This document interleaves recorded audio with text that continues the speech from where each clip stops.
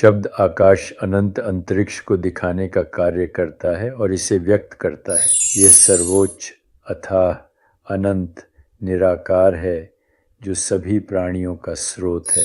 जो बायोस्फीयर बनता है, जो प्रकाश के साथ जुड़ा हुआ ऊर्जा है, जो पानी है और अंततः जो पृथ्वी है, यह सब मिलकर एक समूह की अद्वितीयता को बनाते हैं।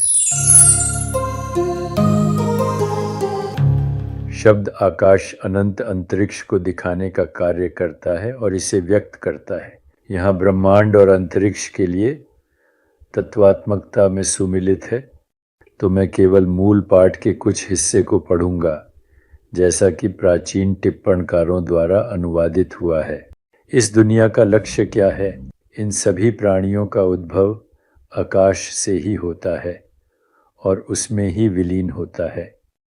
वे आकाश में उत्पन्न होते हैं, प्रकट होते हैं और चित्त आकाश में विलीन होते हैं। आकाश उनसे भी अधिक महान है। यह उनका अंतिम लक्ष्य है। यह सर्वोच्च, अथाह, अनंत, निराकार है जो सभी प्राणियों का स्रोत है।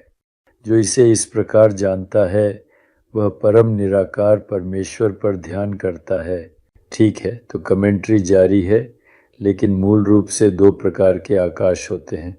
एक है प्राथमिक आकाश।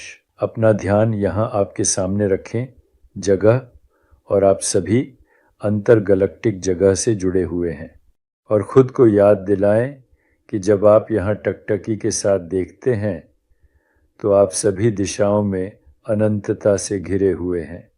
वास्तव में यह क्रिया आपका पुनर्चक्रण है जो अनंतता का अभिव्यक्ति होता है, लेकिन जो आप देखते हैं वह सब ऐसा ही है। वह तत्ववादी आकाश है जो वायु में विभाजित होता है, जो बायोस्फीयर बनता है, जो प्रकाश के साथ जुड़ा हुआ ऊर्जा है, जो पानी है और अंततः जो पृथ्वी है। यह सब मिलकर एक समूह की अद्वितीयता को बनाते हैं, और ये सभी ध्वनि, स्पर्श, दृष्टि, स्वाद और गंध से पहुंच सकते हैं, क्योंकि गंध में सभी तत्व होते हैं। जोखिम लेने के बिना गौच लगने का खतरा है। मैं न्यूयॉर्क सिटी में चल रहा था और मुझे सिगरेट की धुंध महसूस हुई। फिर मुझे यह समझ आया कि कोई आधा ब्लॉक दूर सिगरेट पी रहा था, और मैं उस व्यक्ति के श्वास ले रहा था और उसके पूरे शरीर से आ रहे पदार्थ को सांस ले रहा था।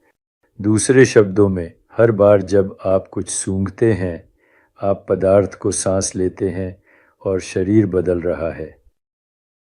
हर बार जब आप कुछ पीते हैं, आप वास्तव में शायद नहीं समझते हैं कि आप सभी चेतन प्राणियों के संचार का हिस्सा हैं जो पुनर्चक्रण को बढ़ावा देता है। और हर बार जब आप कुछ छूते हैं या किसी को छूते हैं तो आप भी माइक्रोब्स का आदान प्रदान करते हैं। दूसरे शब्दों में, सभी सृजन के मैट्रिक्स के अंतर होने का हिस्सा बने तो इससे सभी को बहुत फ़ायदा होगा। यह बहुत महत्वपूर्ण है। और आकाश पर ध्यान करने से आपको शांति की ओर ले जा सकता है, क्योंकि आकाश में आपको चिंताओं से मुक्ति मिलती है। समय नहीं है, आकाश अनंत अब है। एक क्षण दूसरे में खुलता है तो यह वर्तमान क्षण बना रहता है। वही ठिकाना है जहाँ ब्रह्मांड उत्पन्न होता है और शांत होता है, एक नवजात बच्चे की तरह जन्म लेता है, और इसके लिए हर पल अज्ञात में कदम रखना होगा। अज्ञात में कदम रखने के लिए तुम्हें प्रतिक्रियाओं के साथ पहचान को अलग करना होगा।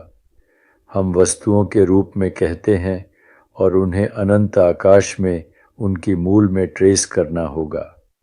इसके लिए आपको अनंत आकाश की मूल रूपांतरण करनी होगी।